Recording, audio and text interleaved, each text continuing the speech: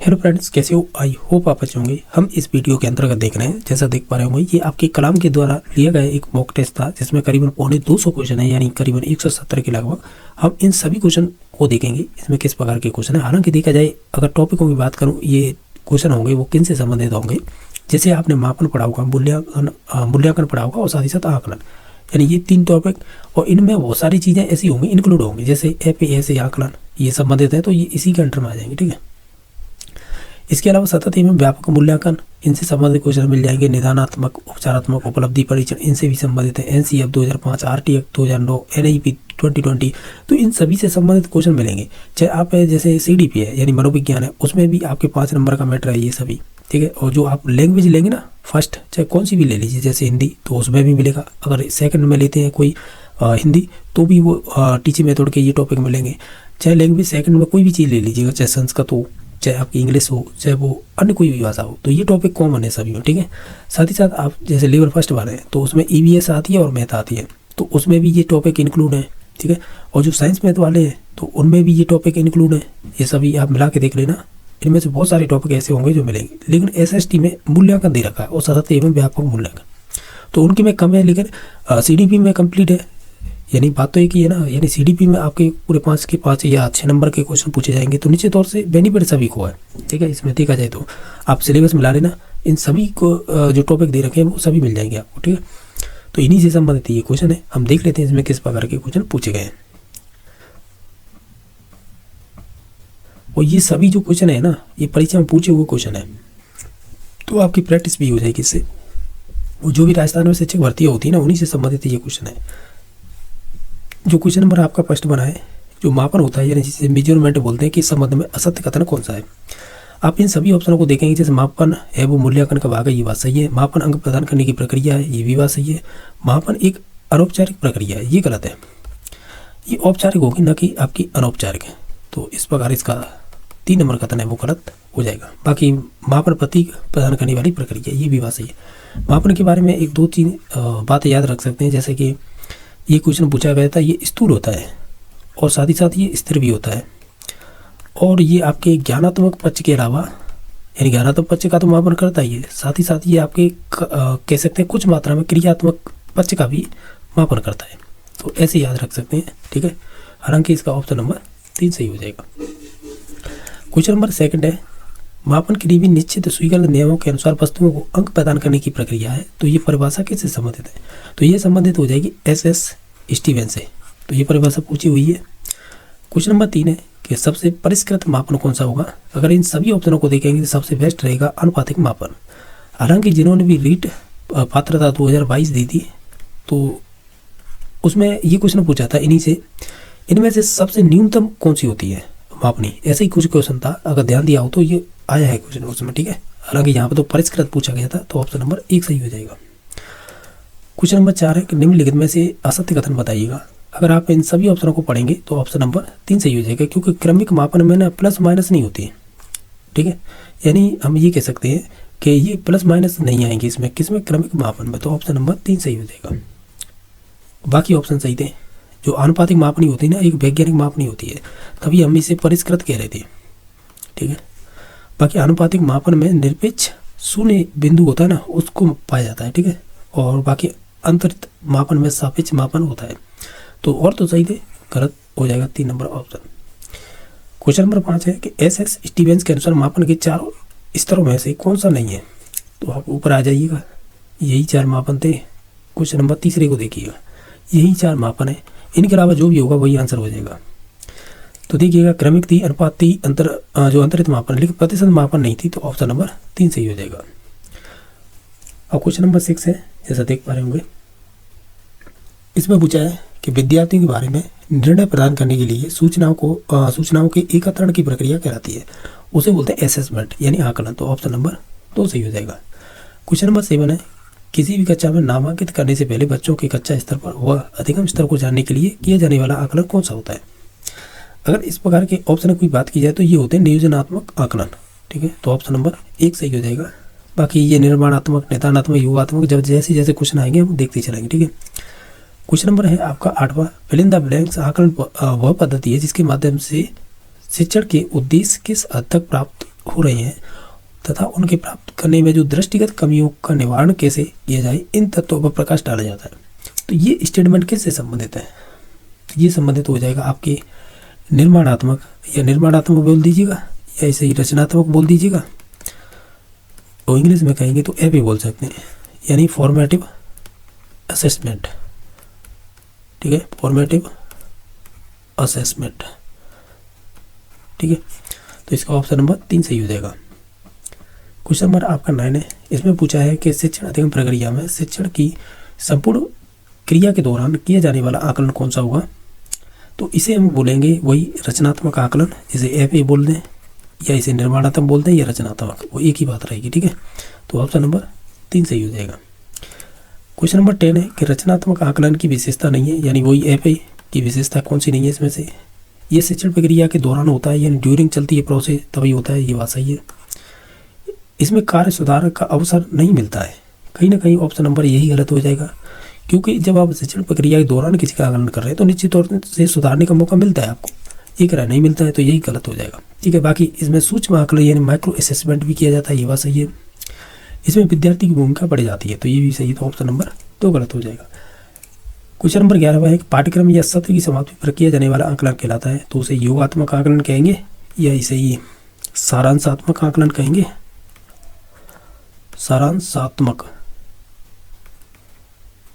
ठीक है, आकलन कहेंगे, या इसे ही इंग्लिश में कहते हैं सुमेलेटिव असेसमेंट कहेंगे। ठीक है, तो इस प्रकार इसका ऑप्शन नंबर 2 सही हो जाएगा।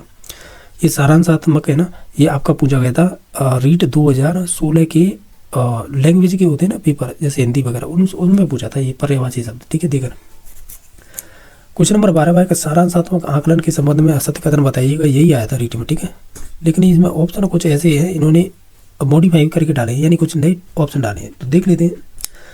देखिएगा, ये शैक्षणिक का उत्पादन का मूल्यांकन है, यानी बस के अंत में होता है, निश्चित तौर से ये प्रोडक्ट में ही आता है, इसे बृहद मूल्यांकन भी कहते हैं। ठीक है, तो ये बात सही है। और जो माइक्रो कहेंगे उसे रचनात्मक वाले को, जो हमने ऊपर किया ना, देखिएगा ऑप्शन नंबर 3 को देखिए, सूक्ष्म आकलन, वो यहाँ पे कह रहे हैं मैक्रो, तो समझ रहे होंगे ना, योगात्मक होता है वो मैक्रो होता है, और जबकि आपका रचनात्मक या एफ होता है वो होता है सूक्ष्म या माइक्रो बोल सकते हैं। ठीक है, इसमें शिक्षक की भूमिका गुण होती है, इसमें शिक्षक की भूमिका गुण होती है, ये वाला गलत है, क्योंकि जब आपको फेल पास कर रहा है तो इसमें शिक्षक की रोल ज़्यादा रहेगा। ठीक है, तो ऑप्शन नंबर इसका 3 सही हो जाए। क्वेश्चन नंबर 13 है, ये कह रहा है कि जब रसोईया सूप चखता है तब यह फिल इन द ब्लैंक्स है, और जब अतिथि सूप चखता है तब यह है फिल इन द ब्लैंक्स। अगर ओवरऑल देखा जाए, हम ये कहेंगे अगर रसोईया खुद बना रहा है, अगर वो चख रहा है तो ये हो जाएगा एफ ए का मतलब वही रचनात्मक, और जब अतिथि कोई सूप चखता है तो वो एक तरह से आपको रिजल्ट ही देगा कि सही है या गलत है, तो हम ये कहेंगे ये हो जाएगा फिर योगात्मक, यानी हम बोलेंगे ऐसे, तो ऑप्शन नंबर 1 सही हो जाएगा। ठीक है, ये तो हो जाएगा रचनात्मक, ये हो जाएगा योगात्मक, तो ऑप्शन नंबर 1 सही हो जाएगा। अब देखिएगा, इसमें देखो आगे ये देख लेने दो कि इसमें कूट तो नहीं दे रखे हैं क्या, अब जो कूट भी दे रखे हैं, और ये अब एक काम कीजिएगा, हम ऐसा करते हैं, पर देख लेते हैं, चलो यहीं पे ये करेगा, सुमिलित कीजिएगा सूची 1 और 2 को। तो हालांकि देखा जाए तो इसमें से देखो, हम जिन्हें जानते हैं उन्हें देख लीजिएगा। जैसे निदानात्मक आकलन होता है ना, इसमें बच्चे की कमियों या रीजनों को जाना जाता है कि वो क्यों नहीं सीख रहा है, तो आप देखिएगा इसमें ऐसा कोई है क्या?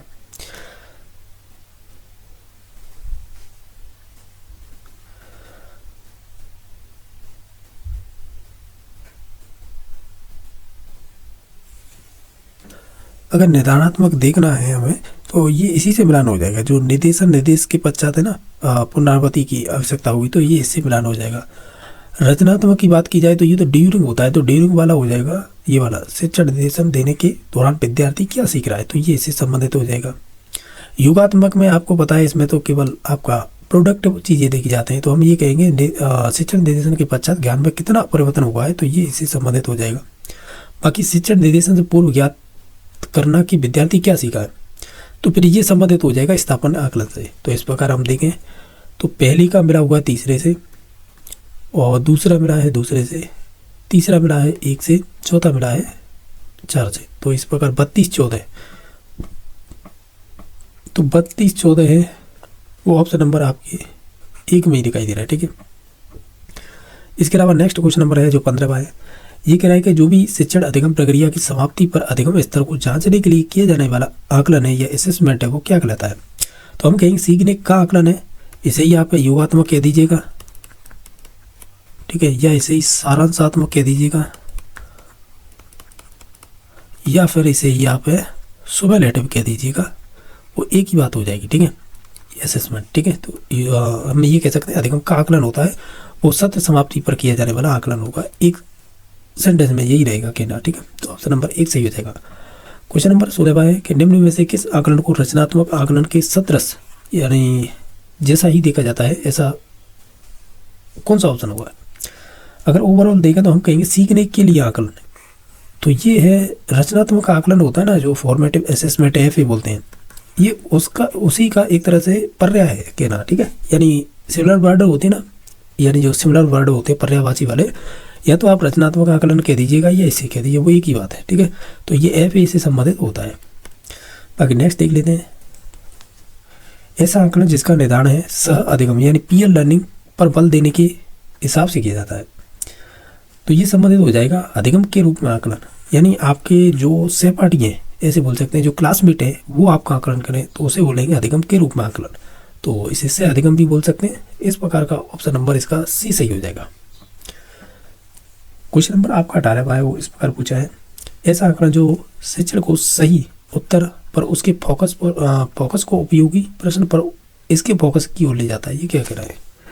ऐसा आकलन जो शिक्षण को सही उत्तर पर उसके फोकस को उपयोगी प्रश्न पर उसके फोकस की ओर ले जाता है, तो इस प्रकार ये सभी बातें हो रही हैं। देखो आकलन इसकी तो होगी नहीं, योगात्मक होगी ना, इसकी होगी और ना इसकी होगी, तो हम कहीं अधिगम में आकलन होगा, ये ऑप्शन नंबर इसका D सही हो जाएगा। क्वेश्चन नंबर नेक्स्ट है, विद्यार्थी के व्यक्तित्व के कौन सा या कौन से पक्ष आकलन के क्षेत्र के अंतर्गत आते हैं। अगर ओवरऑल देखें तो देखिएगा इसके कूट दे रखे होंगे नीचे तौर से, ठीक है, तो कूट देख लीजिएगा क्या क्या दे रखे हैं, ये दे रखे हैं क्या, ठीक है। तो हमें पूछा है, देखिएगा ध्यान से, ये कह रहा था कि जो हमारी पर्सनैलिटी होती है ना, उसके आकलन के लिए हम कौन से ऐसे चित्र हैं जिन्हें हम उनको यूज करते हैं, जैसे ज्ञान बिल्कुल करते हैं, अंडरस्टैंडिंग को करेंगे, जो भी आपकी कुशलता है स्किल है उसे भी करेंगे, और जो टेंडेंसी प्रवृत्तियाँ होती हैं उन्हें भी करेंगे, और जो शारीरिक स्वास्थ्य है उसे भी करेंगे, यानी ओवरऑल सभी को हम इंक्लूड करेंगे, तो ऑप्शन नंबर फिर D सही हो जाएगा इसका। क्वेश्चन नंबर नेक्स्ट है, अधिगम के रूप में आकलन। अभी हमने एक क्वेश्चन किया था, तो देखो योगात्मक तो होगा नहीं, ठीक है, और ना आपके सत्र का आकलन होगा ना रचनात्मक होगा, ये स्व आकलन होगा। स्व आकलन को ही हम अधिगम के रूप में आकलन बोल सकते हैं, ठीक है, तो ऑप्शन नंबर D सही हो जाएगा। इसमें से आपको असत्य कूट चूज करना है। अधिगम का आकलन योगात्मक होता है या इसे ही ऐसे बोल देते हैं, सही बात है। अधिगम में आकलन ये रचनात्मक नहीं होगा, ठीक है। अधिगम के रूप में आकलन ये निदानात्मक होता है, अधिगम के लिए आकलन ये निर्माणात्मक होता है। ये बातें है ना जो 2 में दे रखी है, ये भी अलग गलत थी और ये वाली तो सही है, तो हमें असत्य पूछा था, ठीक है। अधिगम के रूप में आकलन होता है वो निदानात्मक होता है, डायग्नोस्टिक होता है, और तो ये भी बात सही है, डायग्नोस्टिक ये भी सही है, ठीक है। तो हम ओवरऑल कहें ना तो फिर ऑप्शन नंबर 2 पे जाएंगे, क्योंकि अधिगम में आकलन होता है ना वो रचनात्मक नहीं होता है, ठीक है, तो ऑप्शन नंबर इसका 2 सही हो जाएगा। तो क्वेश्चन नंबर नेक्स्ट देखते हैं 22। मूल्यांकन एक ऐसी क्रमबद्ध प्रक्रिया है जो हमें बताती है कि बालक ने किस सीमा तक किन उद्देश्यों की प्राप्ति की है, तो ये किसकी डेफिनेशन है, तो ये डेफिनेशन हो जाएगी आपके डांटेकर की, तो ऑप्शन नंबर इसका 2 सही हो जाएगा। क्वेश्चन नंबर 23 है, मूल्यांकन सबसे घनिष्ठ संबंध किससे होगा, तो हम ओवरऑल सभी ऑप्शनों को देखें तो शिक्षण के उद्देश्यों से संबंधित होगा, तो ऑप्शन नंबर D सही हो जाएगा। मूल्यांकन की विशेषता क्या होती है, अगर ओवरऑल सभी को देते ऑप्शनों को देखें, जैसे सतत प्रक्रिया होती है, ये बात सही है, शिक्षण प्रक्रिया का भिन्न अंग होती है, मूल्यांकन का शिक्षण उद्देश्य से घनिष्ठ संबंध होता है, तो हम ये कहेंगे ये भी बात सही है। तो ओवरऑल ये तीनों कथन है सही थे। अब नेक्स्ट देख लेते हैं जो आपके संबंधित क्वेश्चन है, कौन सा है 25 नंबर। इसमें क्या पूछा है कि जो NCERT के अनुसार मूल्यांकन इस बात का निर्णय लेने के लिए किया जाता है कि ये 3 आपको ऑप्शन ये सत्य कूट बताने हैं, तो हम ये कहेंगे कि जो भी शिक्षण के उद्देश्य की प्राप्ति किस सीमा तक हुई है, उद्देश्यों को कैसे हम प्राप्त कर सकते हैं और अधिगम अनुभव कितने प्रभावी रहे, ये तीनों ही बातें सही है, तो ऑप्शन नंबर D सही हो जाएगा। एक चीज़ ध्यान रखना, ये पूछा हुआ क्वेश्चन है, RPSC ने NCERT की स्थापना कब की गई है, 1961 में, और इसकी स्थापना कहाँ पर हुई, दिल्ली में। क्वेश्चन नंबर नेक्स्ट है, मूल्यांकन का उद्देश्य क्या होता है। अगर हम सभी ऑप्शन को ध्यान से देखें, देखो विद्यार्थियों को फेल करना तो नहीं होगा, अनुत्तीर्ण करना, बाकी कच्चोन्नति यानी कक्षा में उन्नति करना आना तो होता है, श्रेणी विभाजन भी करना होता है, शैक्षिक निर्देशन प्रदान भी करना होता है। इसका मतलब 2, 3, 4 ये हो जाएंगे। जो 1 नंबर था वो गलत था। क्वेश्चन नंबर 27 है कि ब्लूम ने मूल्यांकन को त्रिमुखी बताकर त्रिकोण के रूप में प्रस्तुत किया। निम्नलिखित में से कौन सा त्रिकोण का हिस्सा नहीं है? देखो शैक्षिक उद्देश्य तो होते हैं, ठीक है, अधिकतम अनुभव भी होंगे, व्यवहार में परिवर्तन होगा। उन्होंने त्रिकोण एक तरह से त्रिभुज बनाकर समझाया था, लेकिन विषय वस्तु नहीं होती है। तो ऑप्शन नंबर इसका तो इस प्रकार ऑप्शन नंबर इसका 3 सही हो जाएगा, ठीक है। क्वेश्चन नंबर 28 है कि मूल्यांकन प्रक्रिया के सोपान नहीं है। अगर आप इन सभी ऑप्शनों को पढ़ के देखेंगे तो देखो उद्देश्यों का निर्धारण होता है, शिक्षक शिक्षार्थी संबंधों का निर्धारण होता है, इस प्रकार का ये वाला कथन गलत हो जाएगा। बाकी अध्यापन की प्रक्रिया का निर्धारण होता है, ये बात सही है। मूल्यांकन के उपकरणों का भी निर्धारण होता है, ऑप्शन नंबर 2 गलत हो जाएगा। क्वेश्चन नंबर आपका नेक्स्ट है 29 नंबर। ये आपके आरपीएससी सेकंड ग्रेड में पूछा हुआ क्वेश्चन है, जो फर्स्ट पैराडाइम के अंतर्गत सम्मिलित तत्व कौन से हैं। तो अगर हम देखें तो देखो एक तो शैक्षिक उद्देश्य हो जाएंगे और अधिगम अनुभव हो जाएंगे। मूल्यांकन प्रक्रिया जो ब्लूम ने त्रिमुखी 3 डोमेन बताए थे ना कहीं उन्हीं की बात हो रही है, क्योंकि इससे प्रीवियस हमने क्वेश्चन किया था। आप देखें तो ये वाला ब्लूम ने मूल्यांकन को त्रिमुखी बताकर त्रिकोण के रूप में प्रस्तुत किया था। तो उसमें हमें यही तो बात की थी, शिक्षण उद्देश्य हो गई, अधिगम अनुभव हो गया और व्यवहार में परिवर्तन। अंतर देखने को मिल रहा है, व्यवहार में जो परिवर्तन है ना, ये तीसरा स्टेप था। यहाँ पर केवल इन्होंने क्या किया है, मूल्यांकन शब्द छोड़ दिया है, समझ रहे हो ना, बस यही है अंतर। नेक्स्ट देख लेते हैं। डॉक्टर पटेल के 4 बिंदु मूल्यांकन प्रक्रिया में कौन से तत्व सम्मिलित नहीं है? अगर ओवरऑल देखें तो हम कहेंगे जो आपकी क्यूमुलेटिव टीचिंग होती है ना, यानी आप बोल सकते हो संचयी शिक्षण होता है, वो इसमें इंक्लूड नहीं है। बाकी ये तीनों पॉइंट्स इंक्लूड है, चाहे विषय वस्तु, मूल्यांकन पद्धति हो, अधिगम जो भी क्रिया होती है वो, ठीक है। तो नेक्स्ट क्वेश्चन नंबर देख लेते हैं। क्वेश्चन नंबर आपका नेक्स्ट जो है 31 नंबर। ये कह रहा है कि मापन और मूल्यांकन में अंतर के दृष्टिकोण से कौन सा कथन असत्य होगा? अगर देखें तो जैसे कि मापन एकांकी है जबकि मूल्यांकन बहुमुखी है, ठीक है, मल्टी डायमेंशनल हो जाएगा, ये हो जाएगा यूनिटरी बोल सकते हैं, यानी एकाकी बोल सकते हैं, ठीक है। तो ये बात तो सही है। मापन की तुलना में मूल्यांकन संकुचित होता है, ये गलत है, क्योंकि जो मापन होता है ना ये होता है आपका संकुचित, ठीक है, और जो आपका मूल्यांकन होगा वो तो आपका व्यापक होता है, व्यापक कह लीजिएगा या इसे विस्तृत कह लीजिएगा। तो इस प्रकार ऑप्शन नंबर 2 गलत हो जाएगा, हमें ऐसा तो पूछा था। बाकी मापन मूल्यांकन का ये भाग होता है, ये बात सही है। मापन स्थिर होता है जबकि मूल्यांकन सतत होता है, ये मैंने विशेषता शुरुआत के क्वेश्चन में बताई थी। स्थिर होता है साथ ही साथ स्थूल होता है, और मापन होता है वो सतत होता है। क्वेश्चन नंबर आपका 32 है। इसमें पूछा है कि जो परीक्षा एवं मूल्यांकन के अंतर के संबंध में असत्य कथन कौन सा है? जो आपके टेस्ट होते हैं और जो आपका इवोल्यूशन है उसमें अंतर बताइएगा, कौन सा कथन है इसमें से असत्य है यानी गलत है। तो देखिएगा, परीक्षा की आवृत्ति मूल्यांकन से अधिक होती है, ये वाला गलत है, क्योंकि मूल्यांकन में तो निरंतर आपका मूल्यांकन होता रहता है, तो परीक्षा में आवृत्ति नहीं होगी, मूल्यांकन में होती रहती है। तो इस प्रकार ये वाला गलत हो जाएगा। बाकी परीक्षा की तुलना में ये 9,999 मूल्यांकन व्यापक है, तो ये बात सही है। परीक्षा का उपयोग मूल्यांकन की तुलना में सीमित है, ये भी बात सही है। परीक्षा की तुलना में मूल्यांकन की विधियाँ अधिक हैं, ये बात सही है। तो ये तीनों सही थे, गलत हो जाएगा 1 नंबर। क्वेश्चन नंबर आपका नेक्स्ट है जो 33 नंबर है। ये कह रहा है कि मानदंड संदर्भित मूल्यांकन की विशेषता क्या है? आप तो इसे इंग्लिश में याद रखिएगा, इसका नाम है क्राइटेरियन रेफरेंस इवोल्यूशन यानी CRI, ठीक है। और ये तो मानदंड है, ये एक मानक है, ये नीचे वाला क्वेश्चन, इसे बोलते हैं नॉर्म्स, तो NRE, ठीक है। यानी इंग्लिश में कहें तो नॉर्म्स रेफरेंस इवोल्यूशन, इसे कहते हैं क्राइटेरियन रेफरेंस इवोल्यूशन, ठीक है। तो इसमें देखिएगा इसकी विशेषता होती है, एक तो आपकी मास्टरी होनी चाहिए, ठीक है, यानी मास्टरी का निर्धारण करता है, और उपलब्धि की जो मानदंड होती है ना उसकी तुलना की जाती है, तो ये दोनों सही हैं। तो ये ऑप्शन नंबर D सही हो जाएगा। लेकिन जो उपलब्धि की अन्य उपलब्धि की अन्य विद्यार्थियों से जो तुलना की जाती है ना, वो फिर NRI हो जाएगा, ठीक है। ये वाली इसकी विशेषता दे रखी थी। बाकी और भी क्वेश्चन देखते हैं कि मानक संदर्भित मूल्यांकन की विशेषता यानी नॉर्म्स रेफरेंस इवोल्यूशन की विशेषता क्या होती है? तो देखिएगा,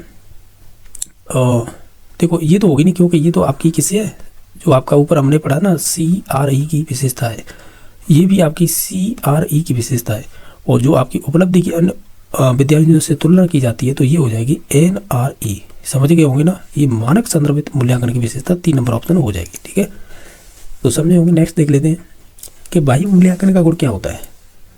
अगर ओवरऑल हम सभी ऑप्शनों को देखें तो हम कहेंगे जो निष्पक्ष मूल्यांकन होता है ना, वही आपका बाह्य मूल्यांकन का गुण होगा। अब आंतरिक मूल्यांकन का दोष बताइएगा। तो आंतरिक मूल्यांकन का दोष हो जाएगा, देखिए जैसे पूर्वाग्रह परिणाम प्रभावित करता है ये करते हैं, तो ये दोष हो जाएगा। पक्षपात परिणामों से आपका प्रभावित रहता है, ये भी बात सही है। व्यक्तिगत पसंद परिणाम को भी प्रभावित करते हैं, तो इस प्रकार इसका ऑप्शन नंबर डी सही हो जाएगा। इनमें से बताएं निम्न में से किसने सर्वप्रथम ग्रेडिंग मूल्यांकन की सिफारिश की थी? तो ये की थी आपके मुदालिर आयोग है ना, उसने की थी, तो ऑप्शन नंबर 1 सही हो जाएगा।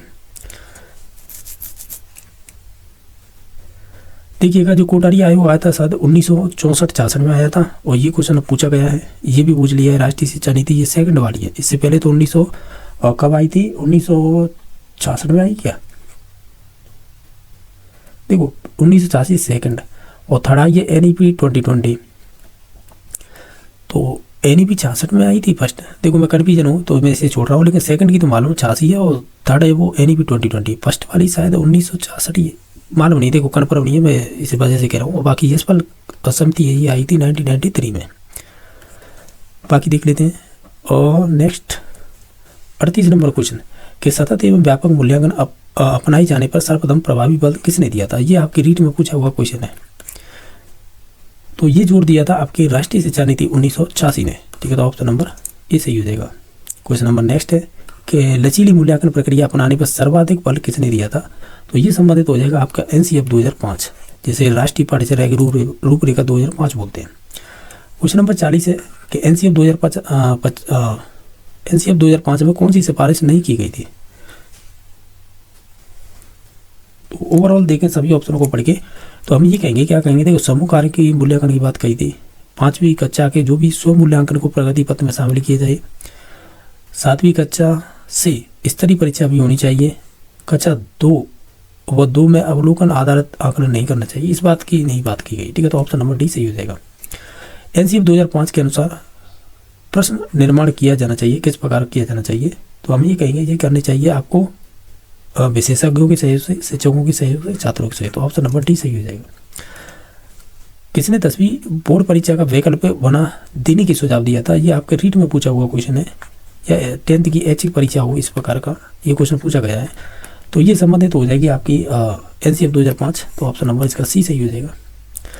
राष्ट्रीय शिक्षा नीति 2020 में सिफारिश की गई थी किसके द्वारा? यानी ये विशेषताएं पूछी हैं, सिफारिश क्या की गई, इन चीज़ों की विशेषता बतानी है, ये की गई या नहीं की गई। तो हम ये कहेंगे एक तो 360 यानी 360 प्रगति कार्ड, इसकी बात की गई है, 2 बार बोर्ड परीक्षा देने की बात कही गई है, और स्कूल की परीक्षाओं की बात की गई, तो इस प्रकार आप लोग सभी इसका राइट आंसर हो जाएगा। क्वेश्चन नंबर आपका नेक्स्ट है, क्वेश्चन नंबर 44 जो है वो इस प्रकार पूछा है कि राष्ट्रीय पाठ्यचर्या की रूपरेखा 2005 के अनुसार मूल्यांकन के संबंध में कौन से सुझाव दिए गए हैं? जैसे कि अगर इन सभी कथनों की बात की जाए तो देखिएगा, ये कह रहा है कि बाह्य परीक्षाओं को बढ़ावा देना, ये तो बात गलत है। खुली पुस्तक परीक्षा प्रायोगिक तौर पर की जाए, ये वाला कथन तो सही है, क्योंकि ये रीट में पूछा हुआ है खुली पुस्तक वाला। बाकी कक्षा 1 और 2 में केवल मौखिक परीक्षा ही होनी चाहिए, ऐसी भी बात नहीं की गई है, तो ऑप्शन नंबर इसका ए सही हो जाएगा। राष्ट्रीय शिक्षा नीति 2020 में किस पर बल दिया गया है? अगर ओवरऑल देखा जाए पूरे अगर NIP को पढ़ेंगे ध्यान से, तो उसमें है आपके फॉर्मेटिव असेसमेंट की बात की गई, यानी रचनात्मक आकलन की।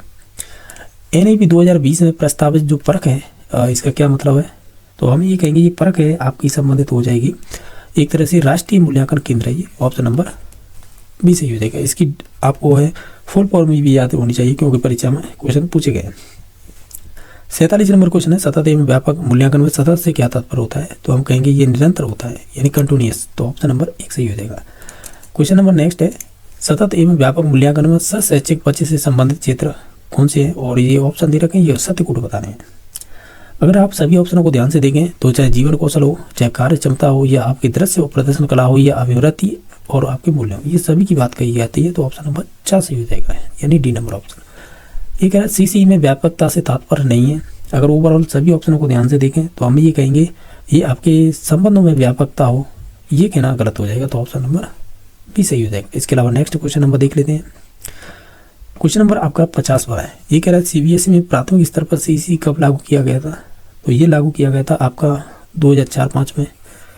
क्वेश्चन नंबर 51वां है कि CBSE ने उच्च प्राथमिक जो अपर प्राइमरी वाले स्कूल होते हैं उन पर CCE कब लागू किया गया था? तो ये संबंधित हो जाएगा आपका 2006-7 में।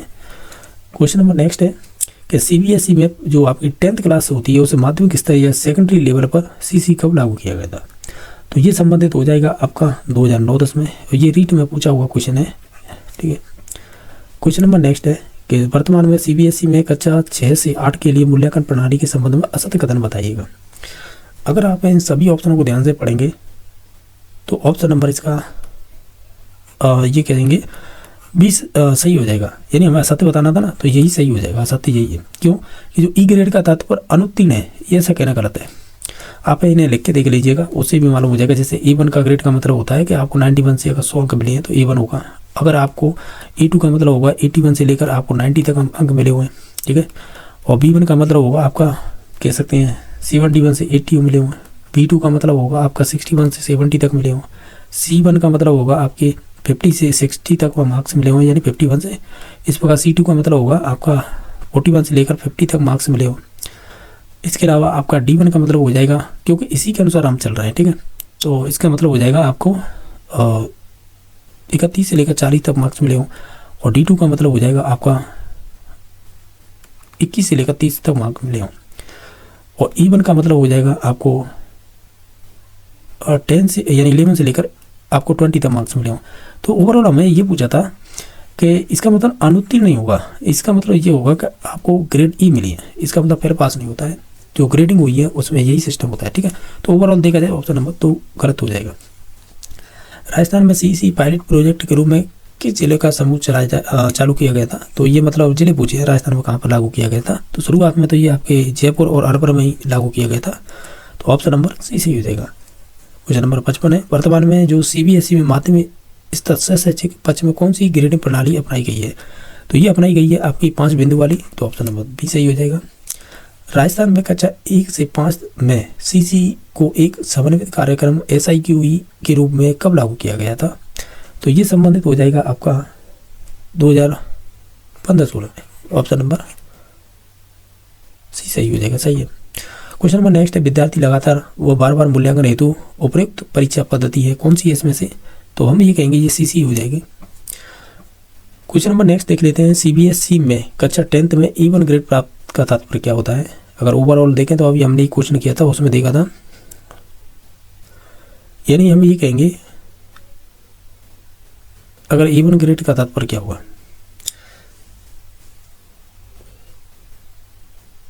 देखिएगा 91 से लेकर 100 अंक को प्राप्त करना E1 ग्रेड में आएगा। ये 10th में पूछा है। ये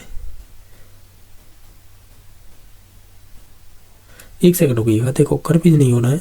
अभी हमने जो क्वेश्चन किया था ये वाला देखिए, तो ये कक्षा 6 to 8 की बात कर रहा है, ठीक है। तब हम कह रहे थे जो ई ग्रेड वाले होते हैं अनुत्तीर्ण हो गए थे, इसका आंसर ये था। लेकिन हमने कहा था E1 ग्रेड तात्पर्य होता है कि आपको 91 से इतने अंक मिले। ये 6 to 8 की बात हो रही है, ठीक है।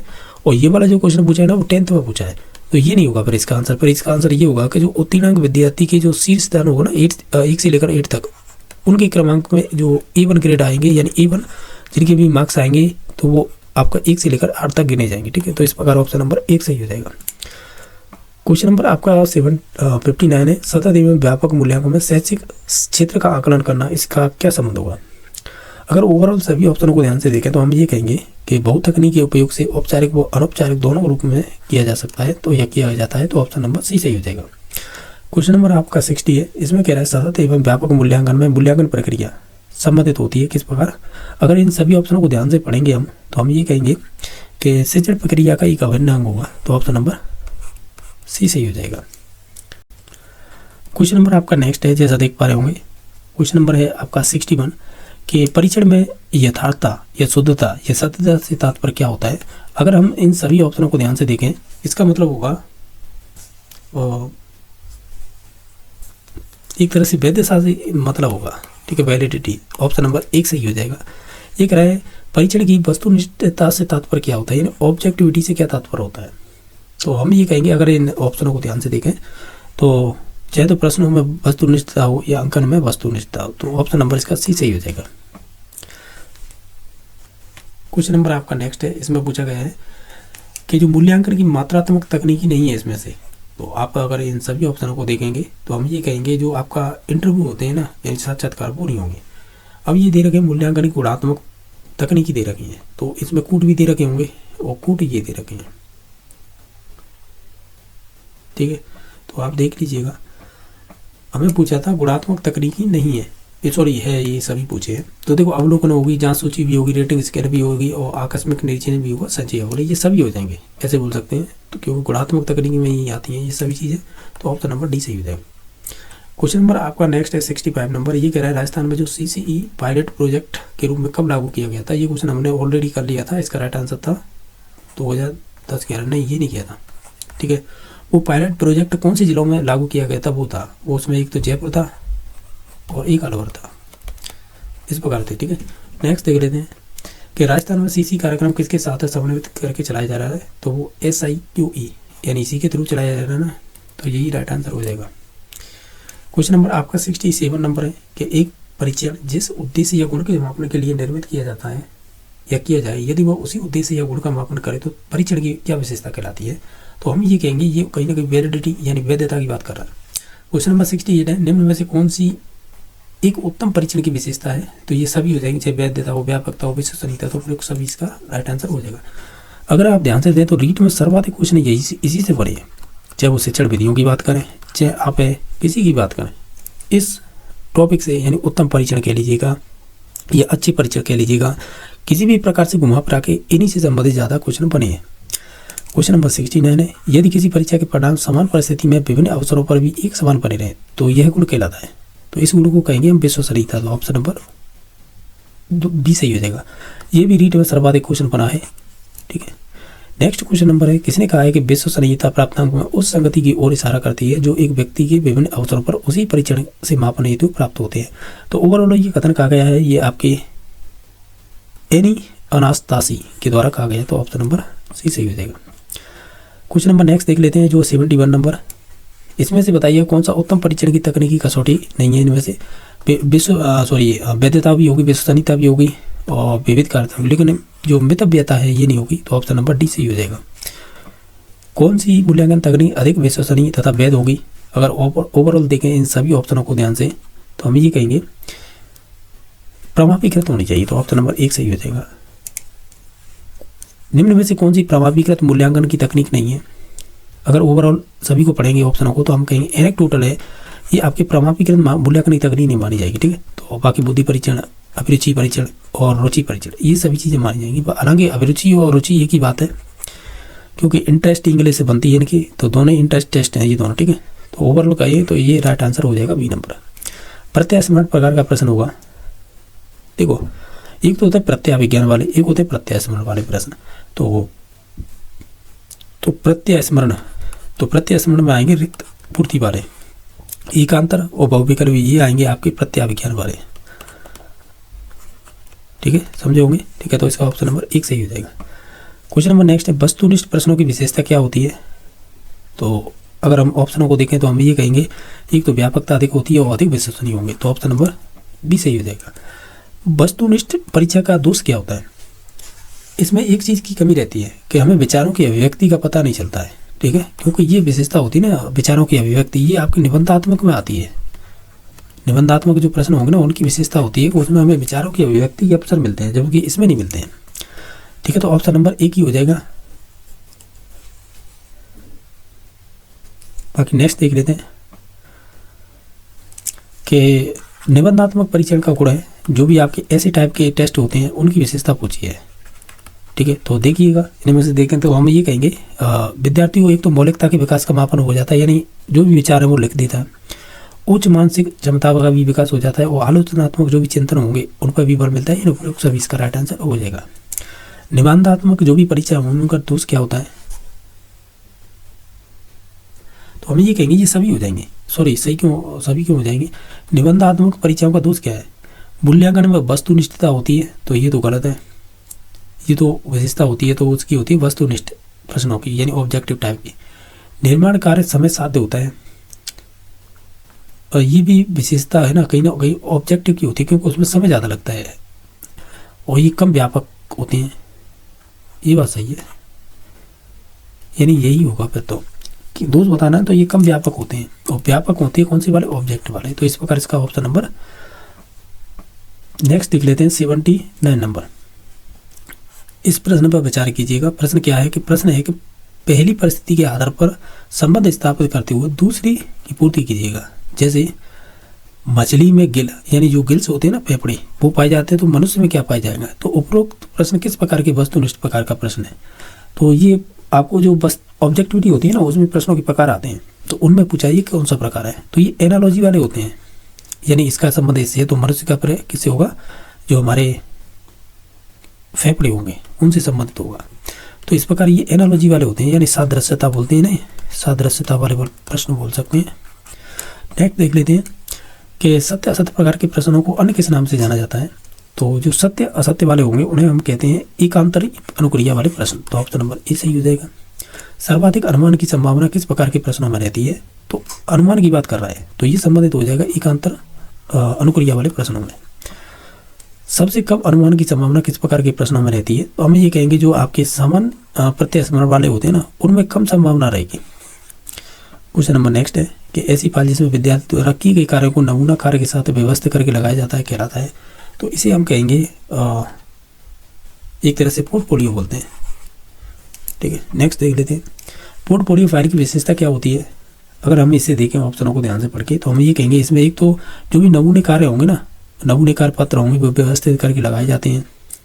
इसमें कच्चा कच्चे में जो सुरक्षित स्थान रखा जाता है, वो एक संचयी रिकॉर्ड होता है बच्चे का, क्योंकि दैनिक चीज़ें जो भी कार्य करता है ना, वो सभी इसमें इंक्लूड होगा। तो उपरोक्त सभी इसका राइट आंसर हो जाएगा। अब क्वेश्चन नंबर नेक्स्ट देख लेते हैं। अब 85 नंबर क्वेश्चन इस प्रकार पूछा है, ये कह रहा है जो अवलोकन या परीक्षण मूल्यांकन तकनीक की विशेषता क्या होती है, और इसमें आपको सत्य कूट बताने हैं। ये आपको 3 ऑप्शन दे रखे हैं। अगर हम देखें तो हम ये कहेंगे एक तो प्राकृतिक स्थिति में विद्यार्थी के व्यवहार के बारे में जो भी सूचना है उन्हें एकत्र करेंगे, और साथ ही साथ कच्चा कच्चे के बाहर का भी जो व्यवहार है उसे भी सम्मिलित करेंगे। तो इसका ऑप्शन नंबर ए यानी 1 और 3 यानी ऑप्शन नंबर बी सही हो जाएगा। बाकी जो मूल्यांकन पर व्यक्ति निश्चितता का प्रभाव नहीं होता है, ऐसा कहना गलत होगा। क्वेश्चन नंबर आपका 86 है, परीक्षण को वस्तुनिष्ठ बनाने के लिए क्या करना चाहिए।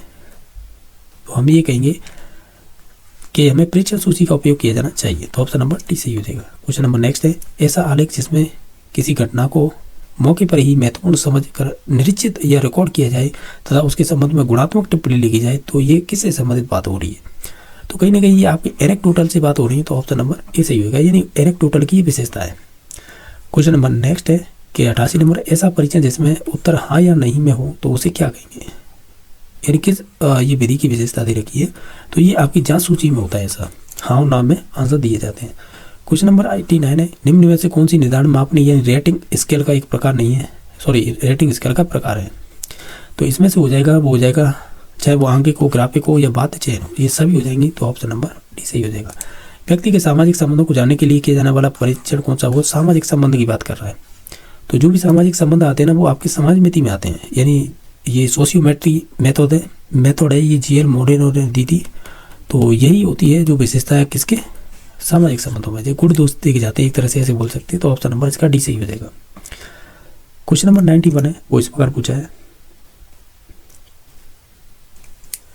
कि ऐसी व्यक्तिगत अभिलेख जिसमें विद्यार्थी के बारे में कई वर्ष तक सूचना एकत्रित की जाती हैं तो कहलाती है। तो उसे हम कहते हैं संचयी अभिलेख। ठीक है, यानी क्यूमुलेटिव रिकॉर्ड। इसमें से साक्षात्कार का प्रकार है, तो हम ये कहेंगे, क्या कहेंगे कि एक तो आपके संरचित होते हैं, असंरचित भी होते हैं, असंरचित भी होते हैं। तो ऑप्शन नंबर इसका डी सही हो जाएगा।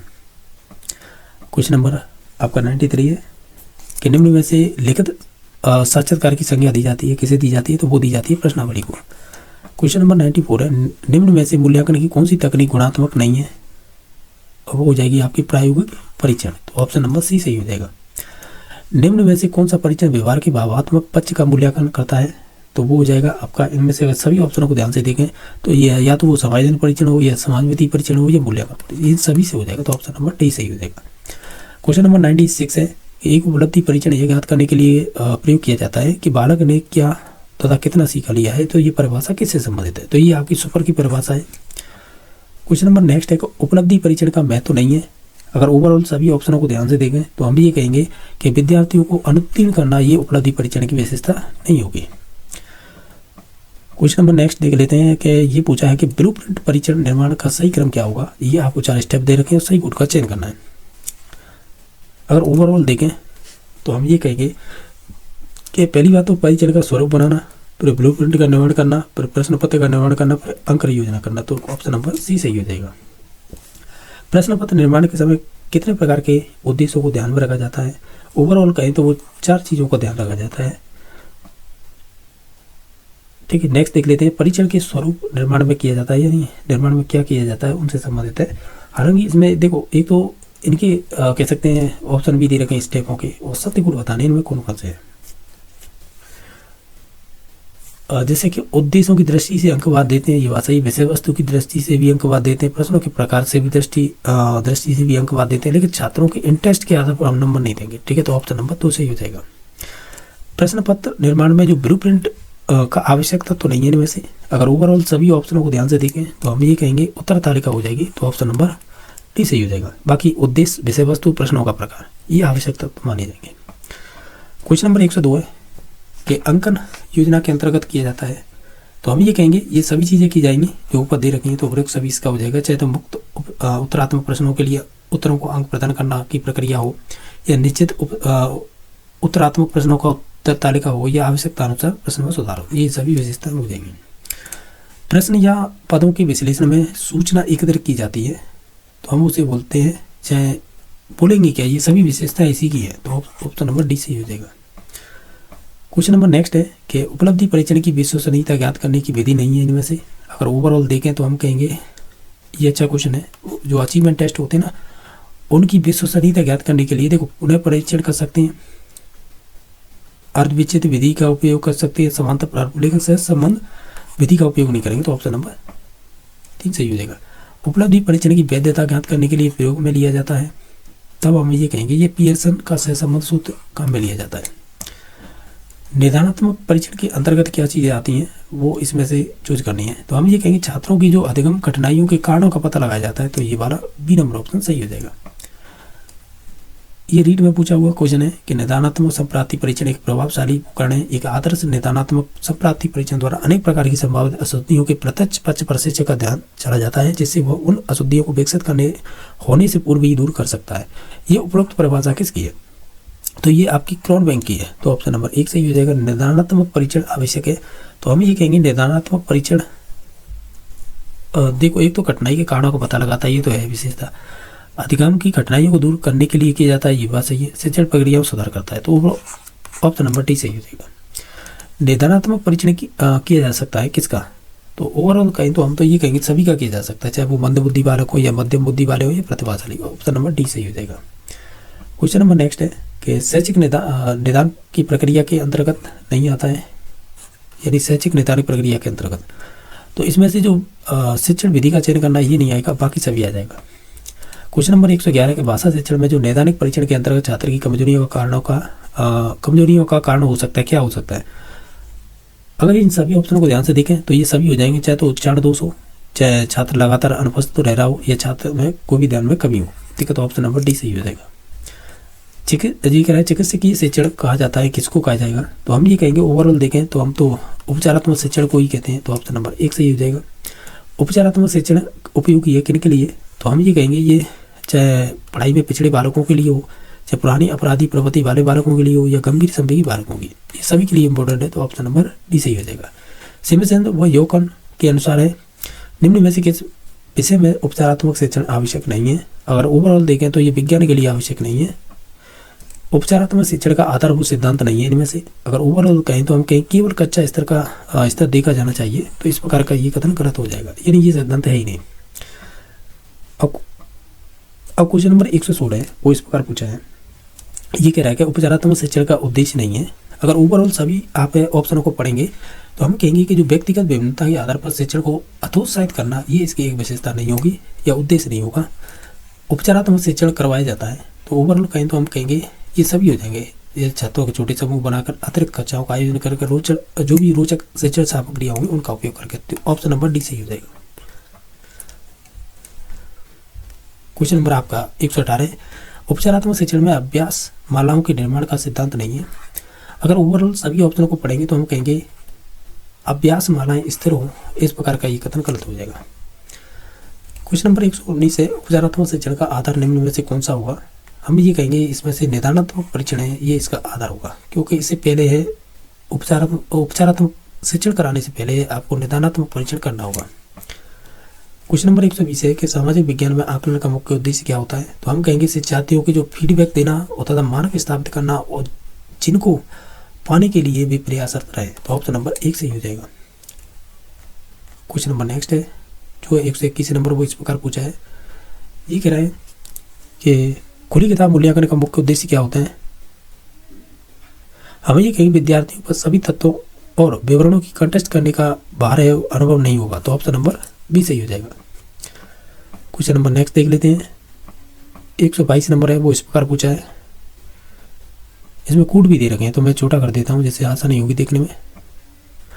क्वेश्चन इस प्रकार पूछा है आपसे कि आकलन के बारे में निम्नलिखित कथनों में से सही कौन कौन से हैं? तो देखिएगा, हम ये कहेंगे एक तो 1 नंबर ऑप्शन हो जाएगा, आकलन से विद्यार्थियों को यह सहायता मिलनी चाहिए कि वे अपनी शक्तियों और रिक्तियों को देख सकें और शिक्षक अनुसार यानी शिक्षक के तदनुसार या उनके अनुसार उन्हें ठीक कर सके। एक तो ये बात सही है। और कौन सी हो सकती है? और यही से देखिएगा, आकलन केवल स्मृति शक्ति का ही नहीं पर बोधन और अनुप्रयोग का भी होना चाहिए। तो इस प्रकार ये 2 कथन हो जाएंगे। तो डी नंबर ऑप्शन हो जाएगा, बाकी ये इससे संबंधित नहीं था ना ये। क्वेश्चन नंबर 123 है, वो इस प्रकार पूछा है। ये कह रहा है कि जो सतत एवं व्यापक मूल्यांकन के अनुसार आकलन के बारे में निम्नलिखित में से कौन सा उद्देश्य सबसे उपयुक्त है? अगर आप सभी ऑप्शनों को देखेंगे तो हम ये कहेंगे कि विद्यार्थियों को उत्तर देने के लिए प्रोत्साहित करना। तो ऑप्शन नंबर बी सही हो जाएगा। केवल कागज पेंसिल जांचों द्वारा आकलन करना, ये किस प्रकार का होगा? तो ये संबंधित हो जाएगा, आकलन को सीमित कर देता है। क्वेश्चन नंबर आपका नेक्स्ट है, शिक्षार्थियों के श्रृंखलात्मक जैसे सुमेलेटिव बोल रहे हैं का उद्देश्य क्या होता है? हम कहेंगे जो सत्र के समाप्त होने पर जो आकलन होता है उसे ही ऐसे कहते हैं, सुमेलेटिव असेसमेंट। तो ऑप्शन नंबर सी सही हो जाएगा। अब नेक्स्ट क्वेश्चन नंबर देख लेते हैं। इसमें पूछा है, एक शिक्षक विद्यार्थियों या शिक्षार्थियों को कुछ मानदंड देते हैं और कहते हैं कि वे उन पर आधारित अपनी परियोजनाओं का आकलन करें। निम्नलिखित में से कौन से आकलन के तरीके का प्रयोग शिक्षक द्वारा किया गया है? तो कहीं ना कहीं ये आपके स्व आकलन की बात कर रहा है। तो ऑप्शन नंबर ए सही हो जाएगा। सतत आकलन का उद्देश्य यह जानना है कि क्या जानना है? हम ये कहेंगे बच्चे कैसे सीखते हैं। तो ऑप्शन नंबर ए सही हो जाएगा। क्वेश्चन नंबर 128 है, मूल्यांकन का उद्देश्य क्या होता है? तो हम कहेंगे मूल्यांकन का उद्देश्य होगा शिक्षण अधिगम प्रक्रिया में सुधार करना। तो ऑप्शन नंबर बी सही हो जाएगा। क्वेश्चन नंबर 129 है, सीखने के लिए आकलन यानी सीखने के लिए आकलन है, ये किससे संबंधित है? तो हम ये कहेंगे आपकी अभिप्रेरणा को बढ़ा देता है। क्वेश्चन नंबर 130 है, वो इस प्रकार पूछा है कि इनमें से कौन सा कथन सत्य है? अगर ओवरऑल सभी को पढ़ना है तो हम कहें रचनात्मक आकलन कभी कभी संकलात्मक हो सकता है एवं इसी प्रकार विपरीत है। तो ऑप्शन नंबर सी सही हो जाएगा। क्वेश्चन नंबर नेक्स्ट है कि भाषा के संदर्भ में निर्धारणात्मक परीक्षण का उद्देश्य क्या होता है? अगर हम ओवरऑल सभी ऑप्शनों को ध्यान से देखें तो हम ये कहेंगे, क्या कहेंगे कि बच्चों की भाषा प्रयोग संबंधी कठिनाइयों की संभावित कारणों की पहचान करेंगे। तो ऑप्शन नंबर डी सही हो जाएगा। नेक्स्ट क्वेश्चन नंबर देख लेते हैं। ये कह रहा है 132 नंबर क्वेश्चन है, भाषा के सतत एवं व्यापक मूल्यांकन का उद्देश्य क्या होता है? तो हम ये कहेंगे, क्या कहेंगे कि ये आपके बच्चों की सीखने की प्रक्रिया को समझकर उपयुक्त शिक्षण अधिगम प्रक्रिया को अपनाता है। तो ऑप्शन नंबर ए सही हो जाएगा। क्वेश्चन नंबर 133 है, उपचारात्मक शिक्षण की सफलता मुख्यतः निर्भर करती है। तो हम ओवरऑल कहें तो ये आपकी डिपेंड करेगी समस्या के कारणों को सही पहचानने में। तो ऑप्शन नंबर डी सही हो जाएगा। क्वेश्चन नंबर 134 है कि प्रश्न पत्र निर्माण की प्रक्रिया का सही क्रम क्या होगा? ये आपको दे रखे ऑप्शन है और कूट बताने हैं। तो मैं इसे जूम कर देता हूँ। अब ये देखिएगा, अगर ओवरऑल सभी ऑप्शनों को आप ध्यान से देखें तो हम ये कहेंगे, पहले तो शिक्षण उद्देश्यों का हम निर्धारण करेंगे, फिर उसके बाद उसका जो भी प्रारूप है उसे बनाएंगे, फिर उसके बाद उसका ब्लूप्रिंट बनाएंगे, फिर उसके बाद है प्रश्न का निर्माण करेंगे। नहीं 4 नंबर पे आएंगे और फिर उसके बाद है अंकन देंगे। तो इस प्रकार ये 5 1 2 3 नंबर ये था, 4 ये हो गया, 5 तो 1 यानी यहाँ से स्टार्ट होगा, यानी 2 नंबर ये पहले आएगा, ये इसमें दे रखा है और इसमें भी दे रखा है। फिर इसके बाद 1 आएगा तो इसमें भी दे रखा है और यहाँ पे भी दे रखा है ये। फिर उसके बाद है 5 नंबर 3 पर आता तो ये हो जाएगा, तो इसमें भी दे रखा है। फिर इसके बाद है 4 नंबर आएगा प्रश्न निर्माण, यानी 3 किसमें है? देखो इसमें तो 4 है तो ये तो होगा नहीं, फिर 3 दे रखा है, फिर 4। इस प्रकार ऑप्शन नंबर डी हो जाएगा इसका सही। ठीक है, ये वाला ये अच्छा क्वेश्चन है क्योंकि आरपीएससी में पूछा हुआ क्वेश्चन है ये। क्वेश्चन नंबर नेक्स्ट देख लेते हैं कि विश्वसनीयता ज्ञात करने की कौन सी विधियाँ होंगी? तो ओवरऑल देखें तो हम ये कहेंगे जो आपकी 4 विधियाँ होती हैं। 136 नंबर क्वेश्चन है, किसी भी विषय विशेष में विद्यार्थी कमजोरी और विशेषताओं को ज्ञात करने वाला परीक्षण कहलाता है, तो हम उसे कहते हैं निदानात्मक परीक्षण। तो ऑप्शन नंबर बी सही हो जाएगा। नेक्स्ट क्वेश्चन नंबर देख लेते हैं। अब इसमें पूछा कि वस्तुनिष्ठ प्रकार के, यहाँ पर सही नहीं लिखा है, ये प्रश्न होगा। प्रश्न है कौन कौन से हैं? देखो मिलान वाले हैं, सत्यासत्य भी होंगे, बहुविकल्पी होंगे, ठीक है, और इसमें ये भी हो जाएगा वर्गीकरण वाले। तो उपयुक्त सभी यानी डी नंबर ऑप्शन सही हो जाएगा। ये कह रहे सहभागी असहभागी किस प्रकार का है, तो ये संबंधित हो जाएगा आपका अवलोकन से ही हो जाएगा।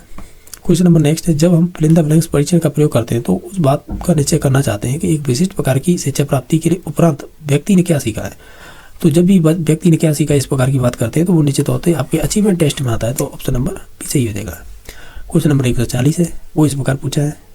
ये कह रहा है कि भाषा में निदानात्मक परीक्षण वह परीक्षण है जिसके द्वारा जो आपका अनुसंधान करता है वो छात्र भाषागत दोषों को खोजता है जो अपने स्कूल के विषय में सामान्य प्रगति नहीं कर पाते हैं। तो ये परिभाषा किससे संबंधित है?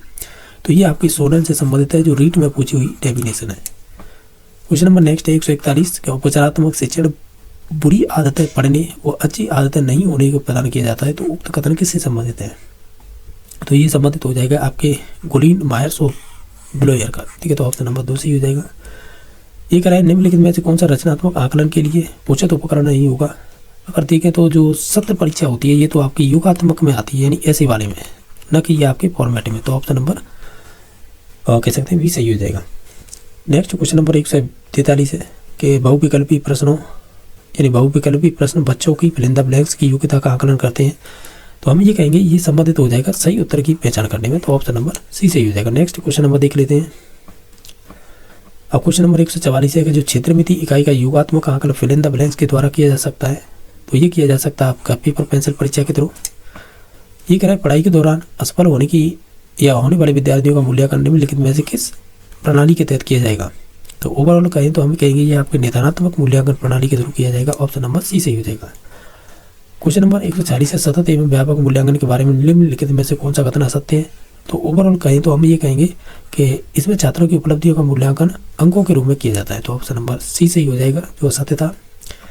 क्वेश्चन नंबर 147 है, इसमें यह पूछा है कि पारंपरिक बाह्य परीक्षा की तुलना में वर्तमान समय में विद्यालय में आधारित मूल्यांकन को सुदृढ़ करने की आवश्यकता क्यों है? हम ये कहेंगे कि क्योंकि विद्यालय आधारित मूल्यांकन में बच्चों की सभी योग्यताओं का मूल्यांकन होता है। ऑप्शन नंबर ए सही हो जाएगा। क्वेश्चन नंबर 148 है विद्यार्थियों के सीखने में जो रिक्तियाँ रह जाती हैं उनके निदान की बात है फिल इन द ब्लैंक्स होना चाहिए। तो हम ये कहेंगे समुचित उपचारात्मक कार्य होना चाहिए। तो ऑप्शन नंबर डी सही हो जाएगा। इसके अलावा नेक्स्ट क्वेश्चन नंबर देख लेते हैं। 149 नंबर क्वेश्चन ये है, क्रिस्टीना अपनी कक्षा को क्षेत्र भ्रमण पर ले जाती है और वापस लाने पर विद्यार्थी के साथ भ्रमण पर चर्चा करती है। तो यह फिल इन द ब्लैंक्स की वो संकेत करता है। तो कहीं ना कहीं सीखने के लिए आकलन हो जाएगा, यानी एफ ए वाला। ऑप्शन नंबर ए सही हो जाएगा। क्वेश्चन नंबर आपका नेक्स्ट है 150 नंबर, सीखना फिल इन द ब्लैंक्स आकलन और अनुदेशन के बीच फिल इन द ब्लैंक्स के दृढ़ीकरण द्वारा सीखने को प्रभावित करता है। तो ये संबंधित हो जाएगा, ये तो हो जाएगा सीखने का आकलन, और ये हो जाएगा आकलन और अनुदेशन के बीच में अंतर के द्वारा दृढ़ीकरण करने को सीखने को प्रभावित करता है। तो ऑप्शन नंबर ए सही हो जाएगा। क्वेश्चन नंबर 151 वो इस प्रकार पूछा है, एक रह निम्न में से कौन सा कथन है वो गलत है ये, ठीक है। तो देखिएगा हम ये कहेंगे कि मूल्यांकन की प्रक्रिया केवल विषय वस्तु पर केंद्रित होती है, ऐसा कहना गलत हो जाएगा। गणित में नैदानिक परीक्षण का उद्देश्य नहीं है। अगर ओवरऑल सभी को देखें तो हम कहेंगे जो प्रगति रिपोर्ट तैयार करना ये इसका काम नहीं होगा। विद्यार्थियों के विकसित कौशल तथा ज्ञान का परीक्षण किया जाता है, वो कहलाता है, हम उसे कहेंगे उपलब्धि परीक्षण यानी अचीवमेंट टेस्ट। शिक्षा में सुधार के लिए विभिन्न आयोगों की सिफारिश में आंतरिक जांचों की संख्या बढ़ाने की सिफारिश की गई है। क्योंकि आंतरिक जांच कैसी होगी तो हम ये कहेंगे ये आपकी सभी बच्चों का मूल्यांकन करती हैं। तो ऑप्शन नंबर सी सही हो जाएगा। क्वेश्चन नंबर नेक्स्ट है, मूल्यांकन प्रक्रिया में केवल बच्चा की क्षमता का मूल्यांकन नहीं होता है बल्कि शिक्षक की प्रक्रिया का भी मूल्यांकन भी होता है। यह कथन किससे संबंधित है? तो हम ये कहेंगे ये पूर्णतः सही है। तो इस प्रकार हमने अभी 2 क्वेश्चन किए हैं, 1 से लेकर 155 तक करिए हैं। तो ये 155 तक क्वेश्चन किए हैं। अगर किसी क्वेश्चन को लेकर डाउट तो कमेंट में बता देना। बाकी जो क्वेश्चन बच रहे हैं करीबन 20 या 25 क्वेश्चन होंगे, तो उन्हें हम अगले वीडियो में देख लेंगे। ठीक है, बाकी वीडियो देखने के लिए धन्यवाद।